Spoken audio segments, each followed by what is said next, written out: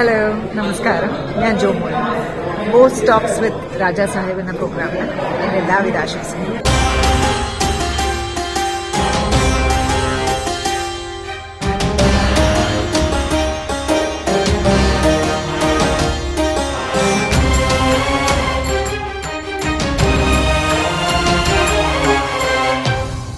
Hello, hi, നമസ്കാരം, നമസ്തേ and അസ്സലാമു അലൈക്കും. Welcome to Boss Talks with Raja Sahib.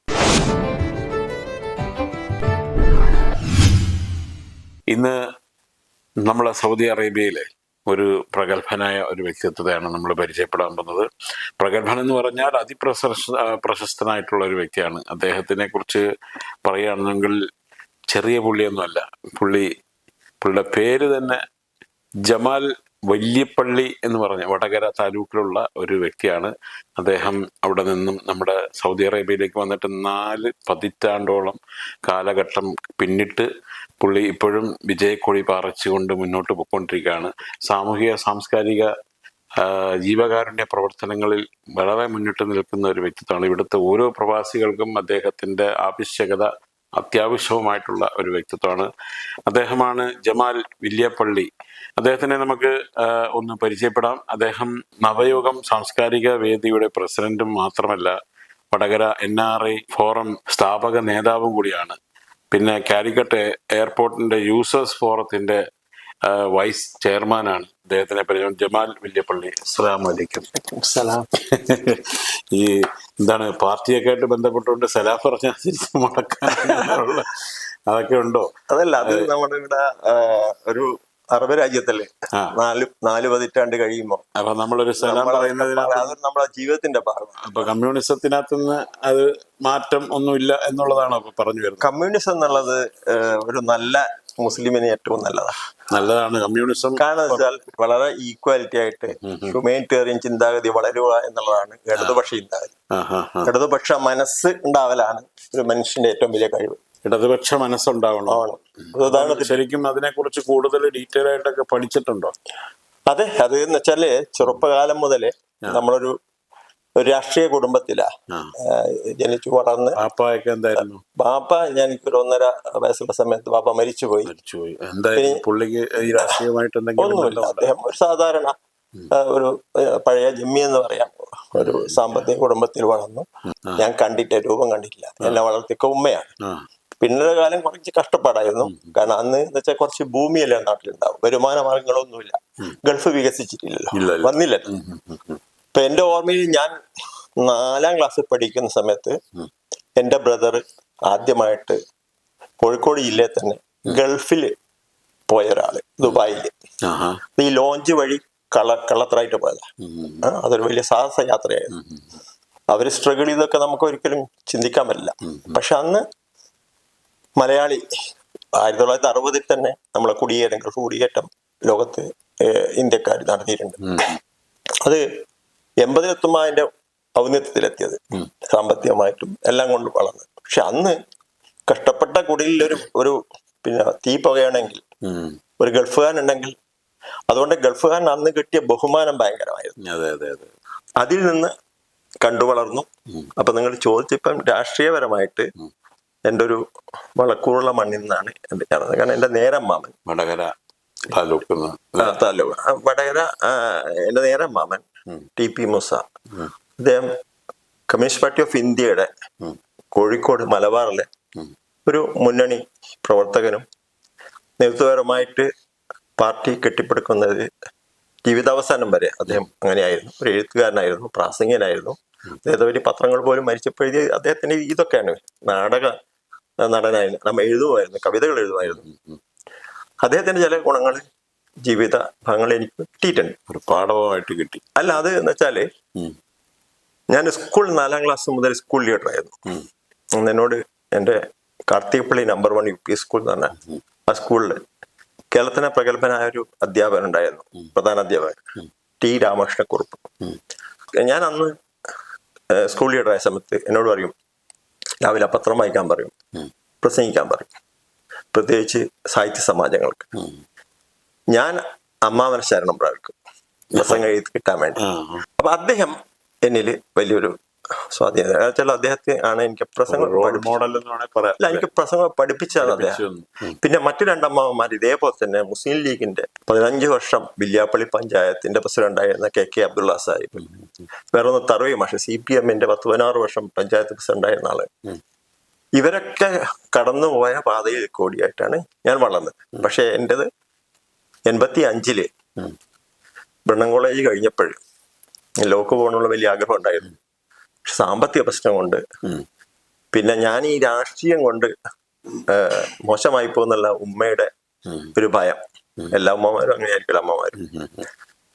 അതുകൊണ്ട് പിന്നെ എൻ്റെ പെങ്ങളെ ഭർത്താവാണ് എന്നെ ഇവിടെ കൊണ്ടുവന്നത്. അദ്ദേഹം അവിടെ വിദ്യാഭ്യാസ വകുപ്പിൽ സീനിയർ ഉദ്യോഗസ്ഥനായിരുന്നു. അദ്ദേഹം ഒരു 5 വർഷം ഐ തിങ്ക് ഫിലോസോഫി എന്നായിരുന്നു പറയാവുന്നുണ്ട്. അങ്ങനെ വന്നു. അദ്ദേഹം ഇവിടെ സീമെൻസ് കമ്പനിയിൽ അക്കൗണ്ടന്റായി ജോലി ചെയ്തു. അപ്പൊ അദ്ദേഹത്തിന് കിട്ടിയിരുന്ന ഫെസിലിറ്റീസ് അന്നത്തെ കാലത്ത് സുഖമൊക്കെ കണ്ടപ്പോൾ ഓട്ടോമാറ്റിക്കായിട്ടും എനിക്കും മനസ്സിൽ ഗൾഫ് ജീവിതം ഞാൻ കണ്ടു. അതിന് എൻ്റെ 2 ബ്രദേഴ്സും ദുബായിലാണ്. അങ്ങനെയായിരുന്നു ആ ഒരു സൈക്കിൾ. ഈ രാഷ്ട്രീയവും പിന്നെ അതുപോലെ സാമൂഹിക പ്രവർത്തനങ്ങളും കുടുംബവും ഇതെല്ലാം കൂടെ കൂട്ടിക്കുറച്ച് എങ്ങനെയാണ് അത് കൊണ്ടുപോകല്? അതെ, അതൊരു പരിധി വരെ വളരെ ഒരു പ്രശ്നം തന്നെയാണ്. കാരണം എനിക്ക് എന്ത് മാറ്റം വന്നാലും എൻ്റെ ഫാമിലിയിൽ വലിയൊരു പിന്നെ ഇപ്പൊ ഉദാഹരണത്തിന് എൻ്റെ കുറെ ഫോട്ടോകൾ വന്നു, അല്ലെങ്കിൽ എന്തെങ്കിലും എൻ്റെ സ്പീച്ച് വന്നു, അല്ലെങ്കിൽ എന്തെങ്കിലും സോഷ്യൽ മീഡിയയിൽ വന്നു, ഞാൻ വൈഫോട് ചോദിക്കുമ്പോൾ എന്തും കണ്ടിരുന്നത് ഇങ്ങനെ ഒരു സമ്മാനം കിട്ടിയെന്ന് പറയാം. എന്നെ കല്യാണം കഴിച്ച കൊല്ലം മുതൽ ഞാൻ കാണുന്നതാണ്. അതുകൊണ്ട് എനിക്കും കുട്ടിയൊക്കെ ഇതിലൊരു പ്രത്യേകതയൊന്നുമില്ല. എന്നുവെച്ചാൽ അത് അന്ന് തന്നെ ഞാൻ മറ്റ് ഒരുപക്ഷെ പല പ്രവാസികളില്ലാത്തതെന്ന് എനിക്ക് തോന്നുന്നത്, ഞാൻ നാടും ഇവിടെ ഒരേപോലെ രാഷ്ട്രീയവും സാംസ്കാരികവും കൊണ്ടുപോകുന്നതാണ്. ഇപ്പൊ കഴിഞ്ഞ ദിവസം ഇവിടെ വന്ന സഖാവ് ബിനോയ് വിശ്വം ഞങ്ങളുടെ സംസ്ഥാന പാർട്ടി സെക്രട്ടറിയാണ്. അദ്ദേഹത്തിന്റെ യൗവനകാലം സത്യൻ മൊകേരി, ഇത് രണ്ടുപേരും യൗവനകാലത്ത് എനിക്ക് വളരെ അടുത്ത് കഴിഞ്ഞവരാ. ഞാൻ പ്രീ ഡിഗ്രിക്ക് പഠിക്കുന്ന കാലത്താണ് എന്ന് തോന്നുന്നു ആദ്യമായിട്ട് അവരൊക്കെ ഞാൻ പരിചയപ്പെടുന്നത്. അപ്പൊ അന്ന് അവരാണ് എൻ്റെ രാഷ്ട്രീയ ഗുരു. പ്രീ ഡിഗ്രി കാലത്ത് എനിക്ക് ഇവരുമായിട്ട് കൂടുതൽ ബന്ധം ഉണ്ടാവാൻ കാരണം അന്ന് കലാലയങ്ങളിൽ ഭയങ്കരമായിട്ടുള്ള റാഗിങ് നടന്നിരുന്നു. അതായത് പിന്നെ ഹോസ്റ്റലുകളിൽ, പ്രത്യേകിച്ച് കരുണാകരൻ ആഭ്യന്തരമന്ത്രിയായി രാജൻ മരിച്ച് കൊല ചെയ്യപ്പെട്ട ആ കാലം ഭീകരമായതായിരുന്നു. ഞങ്ങൾക്കൊക്കെ വല്ലാതെ പിന്നെ ഇത് കിട്ടി. അന്ന് അവിടെ കോൺഗ്രസിന്റെ KSUവിന്റെ ഒരു വിളയാട്ടമായിരുന്നു അത് ഗുരുവായൂർ കോളേജിൽ. അദ്ദേഹം മരിച്ചുപോയി, KT ജോസഫ്. അതൊക്കെ ഞങ്ങളായിട്ട് ശരി കരയിപ്പിച്ചിട്ടുണ്ട്.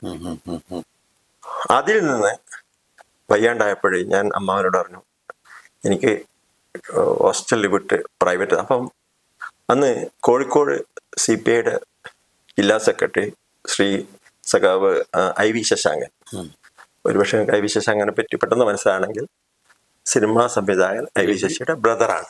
ഓ, അത് ശരി. അതാണ് അവര് IV സതീഷ് ബാബു. അല്ലേ? IV ശശാങ്കൻ ഏറ്റവും ഇളയത്. നടുവുള്ള ആളാണ് IV സതീഷ് ബാബു, കലാസംവിധായകൻ. പിന്നെ അവരുടെ വൈഫാണല്ലോ സീമ.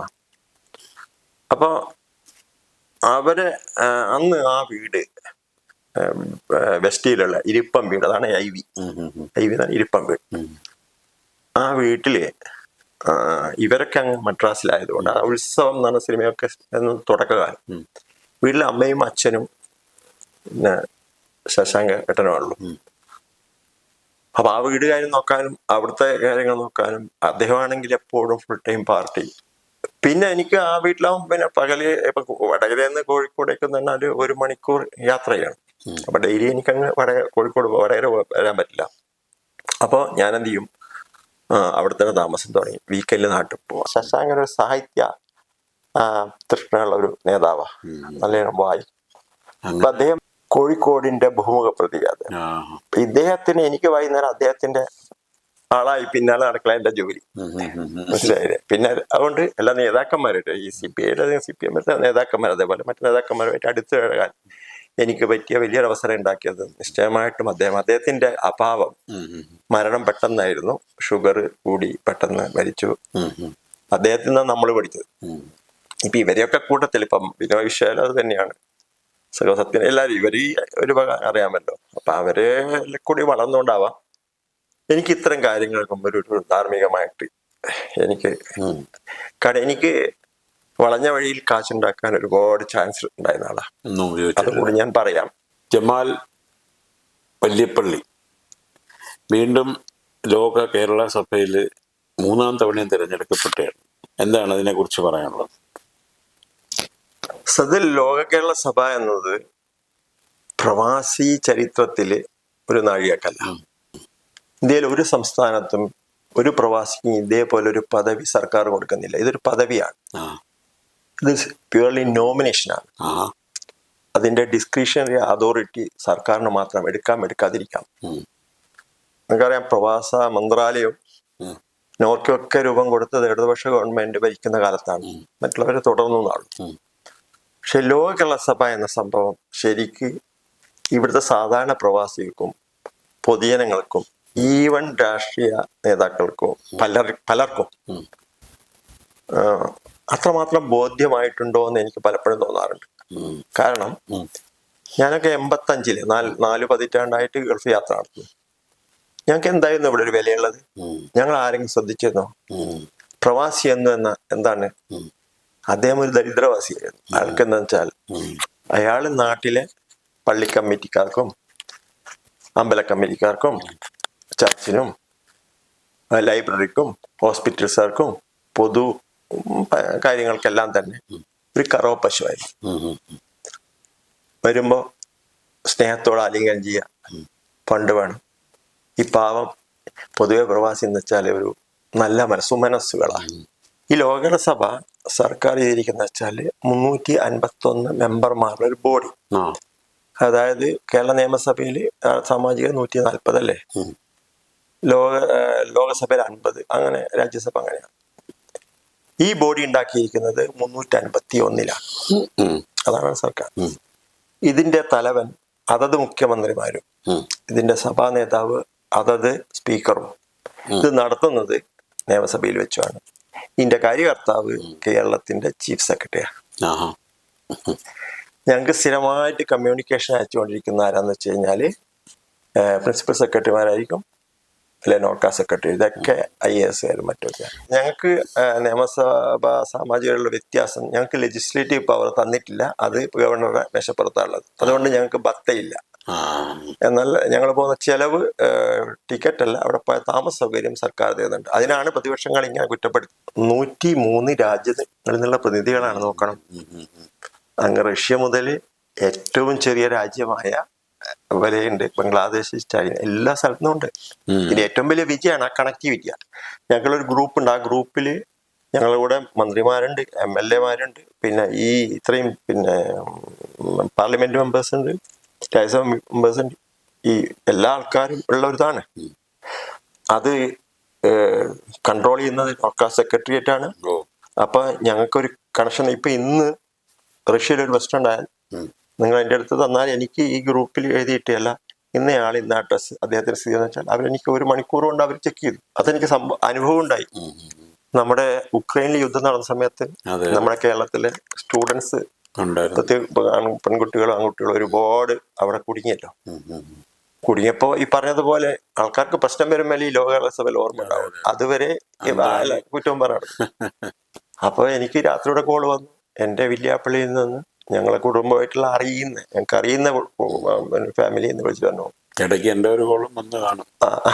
അപ്പൊ എന്റെ മോള്, അവളോട് 10-15 പെൺകുട്ടികൾ അവിടെ കുടുങ്ങിയിരിക്കുകയാണ്. അവർക്ക് ബ്ലാങ്കറ്റ് ഇല്ല, കൊടിയ തണുപ്പ്, ഭക്ഷണം ഇല്ല, മഞ്ഞ് വീണുകൊണ്ടിരിക്കുന്നു. അടുത്ത എന്താണ്, പൊട്ടിക്കരച്ചിലാ. അപ്പോ പണ്ടാണെങ്കിൽ നമ്മളിപ്പോ പഞ്ചായത്ത് പ്രസിഡന്റോട് പറഞ്ഞൊരു കത്ത് വാങ്ങിയതൊക്കെ, ഇന്നതല്ല ഭാഗ്യത്തിന് ഇതുള്ളത് കൊണ്ട് ഞാൻ ഉടനെ തന്നെ പറഞ്ഞു അവരുടെ ഡീറ്റെയിൽസ്, പേര് എല്ലാം കൊണ്ടുവന്ന് അവൾ പെട്ടെന്ന് ടൈപ്പ് ചെയ്ത് ഇവിടെ അയച്ചു തന്നു. ആ കുട്ടിയുടെ രക്ഷിതാക്കള്. ഞാനത് 15-16 കുട്ടികളാ ഉണ്ട് തോന്നുന്നു. അവരന്ന് ഉടനെ തന്നെ അവിടെ പിന്നെ പോളണ്ടിലുള്ള ലോക സഭ മെമ്പറെ അറിയിച്ചു. ഉടനെ തന്നെ അവർ ആ സ്ഥലത്ത് പോയി അവരെടുത്ത് സുരക്ഷിത സ്ഥലത്തെന്ന് അറിയിച്ചു. അപ്പൊ ആ കുടുംബത്തിന് കേരളത്തിൽ എത്താൻ ആശ്വാസം കിട്ടി. ഇതാണ് കേരള സഭ ഉണ്ടാക്കിയ ഏറ്റവും വലിയ നേട്ടം വന്നത്. പക്ഷേ ഇന്നും ഞാൻ പറയാനുള്ള ഇതാണ്, ലോക സഭയെ വേണ്ട വിധത്തിൽ ഉപയോഗപ്പെടുത്താൻ ഇവിടുത്തെ പൊതുസമൂഹത്തിന് കഴിഞ്ഞില്ല. രാഷ്ട്രീയമായ മഞ്ഞക്കണ്ണിൽ കണ്ടുകൊണ്ട് ഇതിനെ അവഗണിച്ചുകൊണ്ട് ഇതിനെ ധിക്കരിച്ചു. അതാണ് യൂസഫ് അലി സാഹിബിനെ പറ്റിയൊക്കെ അന്ന് പറഞ്ഞത്. അപ്പൊ അങ്ങനെ പറയുമ്പോൾ നഷ്ടമാർക്കാണ് പാവം പ്രവാസിക്ക്, പണക്കാരന് സംഭവിക്കാൻ. അതാണ് ഞാൻ നിയമസഭയിൽ പ്രസംഗിച്ചത്. എന്താ വെച്ചാൽ അദ്ദേഹം സ്റ്റേജിൽ ഇരിക്കുന്ന സമയത്ത് ആണ് ഈ ഒഴിവ്. ഞാൻ ചോദിച്ചു, നമുക്ക് എത്ര കാശുകാരുണ്ട് ഇന്ത്യയിൽ? അംബാനി മറ്റോ മുതൽ എത്ര പണക്കാർ, കേരളത്തിൽ എത്ര പണക്കാരുണ്ട്? ആരെങ്കിലും ജനങ്ങളെ പ്രശ്നം വരുമ്പോൾ ഇടപെടുന്നുണ്ടോ? ഈ ഇടപെടുന്ന ഒരു മനുഷ്യൻ നല്ലൊരു മനസ്സിലുള്ളതായുണ്ട്. അയാൾക്കൊരു സോഷ്യൽ കമ്മിറ്റ്മെന്റ് അയാൾ കാണിക്കുമ്പോൾ അദ്ദേഹം എന്തെങ്കിലും പറഞ്ഞു നോക്കിയിട്ട് കുതിര കയറിയിട്ട് അദ്ദേഹത്തെ ഡിസ്കറേജ് ചെയ്ത് എന്താണെന്നാണ് ഞാൻ വേദിയിൽ ചോദിച്ചത്. അങ്ങനെയാണ് അതൊരു പ്രശ്നം. പിന്നെ ഈ കാരുണ്യ പ്രവർത്തനത്തിൽ വളരെ ജനശ്രദ്ധ ആർജിച്ച ഒരു 34 കോടി രൂപ ശേഖരിക്കുന്നതിനും റഹീമിന്റെ ആവശ്യത്തിന് വേണ്ടി ഇക്കാടെ ഒരു നല്ല ഒരു പാർട്ട് ഓഫ് ദി ജോബ് ചെയ്തിട്ടുണ്ടായിരുന്നു ഞാൻ കേട്ടിട്ട്. അതെ അതെ, ഈ വിഷയം അറിഞ്ഞപ്പോൾ ജിദ്ദയിലുള്ള അതിന്റെ കമ്മിറ്റിയാണ് ഞങ്ങൾ അറിയിക്കുന്നത്. പിന്നെ അവിടെ എല്ലാ രാഷ്ട്രീയ സംഘടനയൊക്കെ എനിക്ക് തോന്നുന്നു KMCC ആണോ ലീഡ് കൊടുത്തത്. അങ്ങനെ ഇവിടത്തേക്ക് ഇവിടെ ഇപ്പം കാര്യമായിട്ട് വെച്ചാൽ ഞാനല്ല, ഞങ്ങളൊരു ഗ്രൂപ്പ് ഇവിടെ ഉണ്ടല്ലോ.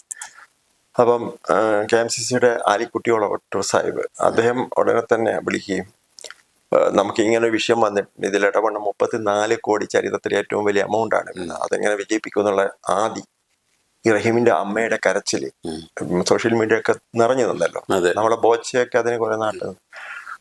അപ്പൊ ഞങ്ങൾ പെട്ടെന്ന് 100-100ഓളം സാമൂഹ്യ സംസ്കാര സംഘടനകൾ നിന്നുകൊണ്ട് നവീന സാംസ്കാരിക നവോദയ KMCC OIC എല്ലാവരും ഒന്നായി എല്ലാ അതേപോലെ മത സംഘടനകള്, മറ്റേ പ്രാദേശിക സംഘടനകള്, വടകര NRI ഫോറം എല്ലാം തന്നെ മുന്നിട്ടിറങ്ങി 7 ദിവസം കൊണ്ട് അതിന് വലിയ ക്ഷരം. എന്നിട്ട് അവസാനം ഞങ്ങൾ നിർത്തിയുന്നില്ല, ഓവർഫ്ലോ അവകാശം അതറിയില്ലേ, 10 കാശില്ലേ. എന്നിട്ട് തന്നെ 34-36 കോടി കിട്ടിയിരിക്കുന്നു. അതൊരു ഭയങ്കര ക്യാമ്പയിൻ ആയിരുന്നു, ഒരു മനുഷ്യത്വത്തോട് ഒരു പിന്നെ അതായത് 20 വയസ്സിലൂടെ വന്നിട്ട് 21 വയസ്സാകുന്നതിന് മുമ്പിൽ 3-4 മാസം കൊണ്ടോ മറ്റോ ഒരു സിഗ്നലിൽ വെച്ചിട്ട് ആ ജോലി ചെയ്യുന്ന വീട്ടിലെ കുട്ടി പെട്ടെന്ന് ഇതിന്റെ ഓക്സിജൻ വിട്ടപ്പം മരിച്ചതിന് അറിയാത്ത തെറ്റിന് അയാള് 18 വർഷം ജയിലിൽ കിടന്നു. അത് കേട്ടപ്പോ നമ്മളറിയും ഈ പ്രവാസികൾ അങ്ങനെയല്ല, അവര് നിസ്വാർത്ഥമായിട്ട് സേവിക്കുന്നവരാണ്. അപ്പൊ അത് അങ്ങനെയൊക്കെ. പിന്നെ ഞാൻ ആദ്യം CCC കമ്പനിയിൽ, അതൊരു വേൾഡ് ഫേമസ് കമ്പനിയാണ്, ലോകത്തെ 16th ബിഗ്ഗസ്റ്റ് കൺസ്ട്രക്ഷൻ കമ്പനികളിലൊന്നാണ്. ഞാൻ അതില് 18 വർഷം കണ്ടിന്യൂസ് ആയി ജോലി ചെയ്തു. അപ്പൊ ആ സമയത്ത് റിക്രൂട്ട്മെന്റിലാണ് എൻ്റെ ജീവിതം തുടങ്ങിയത്. അങ്ങനെ അതിന്റെ ഡയറക്ടർ PA ആയ സമയത്ത്, അല്ല പ്രസിഡന്റ് ആയ സമയത്ത്, പ്രത്യേകിച്ച് നമ്മുടെ വടകരക്കാരും അതേപോലെ നാട്ടുകാരായ ഒരു 600 ചില്ലാളം ആൾക്കാർക്ക് വിസ കൊടുക്കാൻ കഴിഞ്ഞു, സാമ്പത്തിക നേട്ടമൊന്നും ഇല്ലാതെ. അല്ല, എൻ്റെ കുടുംബങ്ങൾ വളരെ കുറച്ചേ ആയിട്ടുള്ളൂ. ഇനി ഇവർക്ക് ആവശ്യം പൈപ്പ് ഫിറ്റർ, പ്ലംബർ, ഇങ്ങനത്തെ ഒരു ആണ്. പക്ഷെ അവര് ആ വീട്ടിൽ പ്രകാശം വന്നപ്പോ, അവർ സാമ്പത്തികം വന്നപ്പോ, അവരെ വളർച്ച കാണുമ്പോ, എന്നെ കാണുമ്പോ അവർക്കുള്ള ഒരു ഹൃദയബന്ധം നമുക്ക് വലിയ സന്തോഷം. ജീവിതം അന്ന് ഞാൻ ഒരു സാമ്പത്തിക നേട്ടം നോക്കി അത് വിലക്ക് വാങ്ങുന്നെങ്കിൽ എനിക്ക് ആ സംതൃപ്തി കിട്ടും. ഇന്നും ഈ പ്രായത്തിൽ എനിക്ക് തോന്നുന്നത്, എന്നെ ഈ കമ്പനി, സ്രാക്കോ ഹ്യൂമൻ റിസോഴ്സ് കമ്പനി, എന്നെ ഇന്നും പിടിച്ച് ഈ പ്രായത്തിൽ നിർത്തുന്നത് ഒരുപക്ഷെ ചെറിയ നന്മയുടെ ആവശ്യം എൻ്റെ ജീവിതത്തിൽ സംഭവിച്ചതിൻ്റെ ഇതായിരിക്കാം. അത് വലിയതെന്നാണ് ഞാൻ പറഞ്ഞത്. പക്ഷെ തന്ന അനുഭവം വല്ലാതെ. കാരണം വെച്ചാൽ രൂപ അവര് തന്നെ മുടക്കി ഇത് ഇക്കാനെ തന്നെ തിരിച്ചതിലേക്ക് കൊണ്ടുവരാനുള്ള ഒരു ഇനിഷ്യേറ്റീവ് കമ്പനി തന്നെ എടുക്കുകയും ചെയ്തിട്ടുണ്ട്. അത് കൊറോണ സമയത്ത്. അത് ഞാൻ 2019 വന്നപ്പോൾ ഞാൻ ലോകസഭ അറ്റൻഡ് ചെയ്യാൻ വേണ്ടി പോയി. ഇന്ത്യൻ മണി 10 ലക്ഷത്തിന് മുകളിൽ ചെലവാക്കി. അതെങ്ങനെ വെച്ച് കഴിഞ്ഞാൽ ഞാൻ അവിടെ എത്തി, പെട്ടെന്ന് തന്നെ അന്താരാഷ്ട്ര വിമാനങ്ങൾ നിന്നപ്പോൾ എൻ്റെ ഈ സിസ്റ്റം എൻ്റെ പേര് പോയി. ഇനി തിരിച്ചു വരാൻ പറ്റില്ല. അപ്പൊ 2 വർഷം നാട്ടിലായിരുന്നു. അപ്പൊ കമ്പനിക്ക് എന്നെ വേണം. അവസാനം എന്ത് ചെയ്യണം, എനിക്ക് അവര് അതായത് എൻ്റെ പ്രായത്തിൽ വെച്ച് ഇൻഷുറൻസ് ഒരു 15,000 റിയാൽ വരും. 15-30 വർഷത്തെ അടച്ചു. എന്നിട്ട് പിന്നെ റീ എൻട്രി ശരിയാക്കാൻ പറ്റുന്നില്ല. അങ്ങനെ അതിന് 11,000 വീണ്ടും 41,000 റിയാൽ ചെലവാക്കി കമ്പനി. അങ്ങനെയാണ് ഞാൻ ഇവിടെ തിരിച്ചു വന്നത്. അബുദാബി ഞാൻ CCC വർക്ക് ചെയ്യുന്ന സമയത്ത് ഒരു സഹോദരൻ വിളിച്ചിട്ട് പറഞ്ഞു, എനിക്ക് ജോലി വേണം, ഇന്റർവ്യൂവിൽ അവരൊന്നും ഞങ്ങളെ പരാജയപ്പെടും, നിങ്ങളെന്നെ സഹായിക്കണം. തൃശ്ശൂർക്കാരനാണ് മറ്റേ പയ്യൻ. എന്നൊരു ഓർമ്മയെ പറയാൻ. ഞാൻ എന്താ നീ പറ. അത് എൻ്റെ പെങ്ങൾക്ക് MBBS സെലക്ഷൻ കിട്ടിയിട്ടുണ്ട്. പക്ഷെ അവിടെ പഠിപ്പിക്കാൻ സാമ്പത്തികം ഞങ്ങൾക്ക് പറ്റില്ല. ഈ ജോലിയാണ് ഈ അത്താണി. അതുകൊണ്ട് ഞാൻ നിലവാരം ഒന്നും നോക്കിയാൽ നേരൊക്കെ സെലക്ഷൻ കൊടുത്തു. ആ പെൺകുട്ടി 5 വർഷം കഴിഞ്ഞ് MBBS കിട്ടിയപ്പോൾ വർഷങ്ങൾക്ക് ശേഷം 5-6 വർഷം ശേഷം ഒരു ദിവസം ഞാൻ കേരളത്തിൽ എനിക്ക് ഫോൺ വരുന്നു. ഞാൻ ഇന്നയാളാണ്, എനിക്ക് എന്നെ ഓർമ്മ ഉണ്ടാവില്ല, ഞാനിങ്ങനെ ഒരു കാര്യം ചെയ്തിട്ടുണ്ടായിരുന്നു, അന്ന് നിങ്ങളടുത്ത് ജോലിക്ക് വേണ്ടി യാചിച്ചിരുന്നു, അൽഹംദുലില്ലാ നിങ്ങളെ സപ്പോർട്ട് കൊണ്ട് ജോലി കിട്ടി, ഇന്ന് എൻ്റെ പെങ്ങള് MBBS പാസ്സായി. അത് സംഭവം. അതേപോലെ എനിക്കെന്ന് വെച്ചാൽ ഞാൻ തമിഴ്നാട്ടിലെ കുറച്ച് പേരെ സഹായിച്ചിരുന്നു. എൻ്റെ കമ്പനി ഉണ്ടായിരുന്ന ഒരു ഡ്രൈവറായിട്ടുള്ള ആള് ഒരു പിന്നെ മിലിറ്ററി റിട്ടയർ മിലിറ്ററിയിൽ നിന്ന് വന്ന ആളായിരുന്നു. നല്ല വായിക്കുവാല്, പിന്നെ അതുകൊണ്ട് നല്ല ബോധമുണ്ട്. അദ്ദേഹത്തിന്റെ ഭാര്യ എങ്ങനെയോ മലപ്പുറത്ത് കാര്യമായിരുന്നു, പക്ഷെ തമിഴ്. അവരെ കുടുംബത്തിനെ ഞാൻ അവിടെ ആ ജോലി എടുത്തിട്ട് അയാൾ മരിക്കുന്നത് വരെ അവസാനം ആ വീട്ടിൽ ഇയാൾ രോഗിയായി കഴിഞ്ഞാൽ കുറച്ച് ഈ മിലിറ്ററി ആയതുകൊണ്ട് ഭയങ്കര കർശനക്കാരനാണ്. ഒരുപാട് ബസ്സും കാര്യങ്ങളുണ്ട്, പക്ഷെ അതൊന്നും. അപ്പൊ ഇയാൾ മരുന്ന് കഴിക്കില്ല മര്യാദയ്ക്ക്. അപ്പൊ ഇയാളെ ഭാര്യ എന്നെ വിളിച്ച് പറഞ്ഞു, ജമാൽ ഭായി പറഞ്ഞാൽ അദ്ദേഹം മരുന്ന് കഴിക്കും, അതുകൊണ്ട് ഒന്ന് വിളിക്കണം. ഞാൻ പറഞ്ഞു എന്താ പിന്നെ നിങ്ങള് മരുന്ന് കഴിക്കാതിരിക്കുന്നത്? ഞാൻ കഴിച്ചോളാം. അത് കഴിഞ്ഞ് അല്പം സുഖമായിട്ട് അയാൾ കേരളത്തിൽ എന്നെ അന്വേഷിച്ച് വന്നു, എൻ്റെ ഉമ്മാനെയൊക്കെ കാണാൻ വേണ്ടിയിട്ട്. എങ്ങനെ പ്രായമുള്ള ആളല്ലേ, ബസ് കയറി അങ്ങ് വന്നു. മയ്യന്നൂർ എന്ന പണ്ടൊരു ഓർമ്മ ഉണ്ട്, പയ്യന്നൂർ പോയിട്ട് ഇറങ്ങി. അങ്ങനെ രാത്രി 3 മണിക്കാണ് വീട്ടിലെത്തൊരു കഥയുണ്ട്. അയാൾ മരിക്കുമ്പോൾ എനിക്ക് പോകാൻ പറ്റിയില്ല, കാരണം അവരെ വീട്ടുകാർക്ക് മനസ്സിലായില്ല അയാൾ പെട്ടെന്ന് മരിച്ചു എന്നുള്ള ഒരു ബോധമില്ലാത്തതുകൊണ്ട്. അത് അവർക്ക് ഇന്നും വലിയ വേദനയാണ്. ഇപ്പൊ എൻ്റെ മകന്റെ കല്യാണത്തിന് അയാളെ മകൻ ഇവിടെ കമ്പനിയിൽ വർക്ക് ചെയ്യുന്നുണ്ട്. അവൻ ടിക്കറ്റ് എടുത്തിട്ട് ഈ ആഴ്ച വരുവാണ്, കാരണം ഉപ്പയോടുള്ള ഒരു കമ്മിറ്റ്മെന്റ്സ് ആണ്, അത് പറഞ്ഞു പോലും. അതുപോലെ എൻ്റെ മോളെ പേരാണ് അയാൾ ഈ മകന്റെ മകൾ കിട്ടിയിരിക്കുന്നത്, ഹിബ. മകന്റെ കല്യാണമൊക്കെ ഏകദേശം എടുത്തിരിക്കുകയാണ് അല്ലേ? അതെ, ജനുവരി 4-5 പിന്നെ അവൻ ജിദ്ദയിൽ കോസ്റ്റ് എഞ്ചിനീയർ ആണ്. 2 കുട്ടികളാണ്. വൈഫ് സ്വസ്ഥമാണ്, പക്ഷെ വൈഫ് സഫർ ചെയ്യുന്നതിന് എന്നെ കൊണ്ട്. കാരണം പേരെന്താ? ആയിഷ. മകന്റെ പേര് ഹാനി, മകളുടെ പേര് ഹിബ. നമുക്ക് ഓരോ സ്ഥാനമാനങ്ങൾ കിട്ടുമ്പോഴത്തേക്ക് നമുക്ക് പല രീതിയിലുള്ള ഇന്നോവേറ്റീവ് ആയിട്ടുള്ള പല കാര്യങ്ങളും നമുക്ക് ചെയ്യാൻ സാധിക്കും. ഇപ്പോൾ ഇത്തരത്തിലൊരു സ്ഥാനമാനങ്ങൾ നമുക്ക് ജമാലിക്കാർക്ക് കിട്ടിയതിന് ശേഷം ഇക്കാക്ക് കുറെ കൂടെ മെച്ചപ്പെട്ട രീതിയിൽ അവർക്ക് കൊടുക്കാൻ പറ്റുന്ന വളരെ ഉചിതമായ ഒരു കാര്യം എന്തൊക്കെയായിരിക്കും ചെയ്യാൻ ഉദ്ദേശിക്കുന്നത്? ഇക്കാര്യത്തില് എനിക്ക് പൊതുവെ പ്രവാസികളോട് പറയാനുള്ളത് ഇതാണ്. പ്രധാനത്തിന് കമ്പനികളിൽ നല്ല ജോലിയുള്ള ഒരാൾ, നല്ല സ്ഥാനത്തിരിക്കുന്ന ആൾക്ക് ഒരുപാട് ആൾക്ക് ജോലി കൊടുക്കാനുള്ള ഒരു മനസ്സ് വേണം. മനസ്സില്ലെങ്കിൽ കിട്ടില്ല. ഇതൊക്കെ നമ്മൾ സാമ്പത്തികം നോക്കിയാൽ മതി. രണ്ടാമത്തെ കാര്യത്തിൽ നമ്മളിപ്പോൾ ഇന്ത്യയിലായാലും വിദേശത്തായാലും വളരെ നിയറോ മൈൻഡായി, അത് മതപരമായിട്ടോ ജാതീയപരമായിട്ടോ പ്രാദേശികമായിട്ടോ നമ്മൾ ബ്രോഡൻ മൈൻഡഡ് ആയിരിക്കണം. അത് എനിക്ക് കിട്ടിയ എൻ്റെ പഴപാടാണ്. ഒരു പക്ഷേ അതായിരിക്കാം എനിക്ക് ഈ കമ്പനികളിൽ ബിസിനസ് പരമായിട്ട് ഒരു ബിസിനസ് മാനേജർ എന്നുള്ള തരത്തിൽ എനിക്ക് എൻ്റെ സ്ട്രെങ്ത് അതാവാം. കാരണം പലരും ഒന്നൊരു സ്ഥാനം കിട്ടിക്കഴിഞ്ഞാൽ വേഗം അവരെ കാര്യം മാത്രമേ നോക്കുള്ളൂ, സെൽഫിഷായി. പകരം അത്തരം കാര്യങ്ങൾ നോക്കുക. പിന്നെ എല്ലാ ചെറുപ്പക്കാർക്കും പറയാനുള്ളത്, ഒരു മത തീവ്രവാദ സംഘടനകളിലും അംഗമായിരിക്കും. ഈ വരുന്ന തലമുറയാണെങ്കിലും നടന്നുകൊണ്ടിരിക്കുന്ന തലമുറയാണെങ്കിലും വരാൻ പോകുന്ന തലമുറയ്ക്കാണെങ്കിലും അത്തരം കാര്യങ്ങൾ നല്ലത് ചെയ്യാനും നല്ലത് ചിന്തിക്കാനും നല്ലത് പ്രവർത്തിക്കാനും കഴിയട്ടെ എന്നാണ് ഇക്ക ആശംസിക്കുന്നത്. അതേപോലെ ജീവിതത്തെ ഗൗരവത്തോടെ കാണുക എന്നുള്ളതാണ്. ഉള്ള കാലത്ത് മര്യാദയ്ക്ക് നന്നായി നല്ല മനുഷ്യനായി ജീവിക്കുക, അധികം ദ്രോഹമൊന്നും ചെയ്യാതെ. ചെയ്തുകൊണ്ടൊന്നും ഒരു കാര്യമില്ല എന്നുള്ളൊരു ബോധം ഉണ്ടാകും. നല്ല കാര്യങ്ങൾ തിരിച്ചറിഞ്ഞ് നല്ല മനുഷ്യരെയും നല്ല പ്രവർത്തികളെയും നമ്മൾ കണ്ടു കേട്ട് അവർക്ക് വേണ്ടിയിട്ട് പ്രവർത്തിക്കാൻ സാധിച്ചിട്ടുള്ള നമ്മുടെ ജമാൽ വല്യപ്പള്ളി എന്ന് പറഞ്ഞ വ്യക്തിത്വം, 40 വർഷത്തെ എക്സ്പീരിയൻസ് ഉള്ള അദ്ദേഹത്തിൻ്റെ ഓരോ വാക്കുകളും വളരെ വിലപ്പെട്ടതാണ്. രാഷ്ട്രീയമോ മറ്റ് ജാതിയോ മതമോ ഇല്ലാത്ത രീതിയിലുള്ള പ്രവർത്തനങ്ങൾ അദ്ദേഹം മുന്നോട്ട് കാഴ്ചവെച്ചുകൊണ്ടേയിരിക്കുന്നു. ഇപ്പം 4 പതിറ്റാണ്ടായി അദ്ദേഹം സേവനം അനുഷ്ഠിച്ചുകൊണ്ടിരിക്കുന്നു. ഇനിയും അദ്ദേഹത്തിൻ്റെ നെറ്റിയിൽ നോക്കിയാൽ തന്നെ കാണാം ഒരു തിലകക്കുറി പോലെ ഒരു മറുക് കിടപ്പുണ്ട്. ആ തിലകക്കുറിയായിട്ട് അദ്ദേഹം മുന്നോട്ട് ഉയർന്ന് പറക്കട്ടെ എന്ന് ആശംസിച്ചുകൊണ്ട് ബോസ് ടോക്സ് വിത്ത് രാജ സാഹിബിൽ ഇന്ന് വന്ന ജമാൽ വല്യപ്പള്ളിക്ക് ഒരുപാട് നന്ദി, സ്നേഹവും. നന്ദി. അസ്സലാമു അലൈക്കും. വലൈക്കും അസ്സലാം.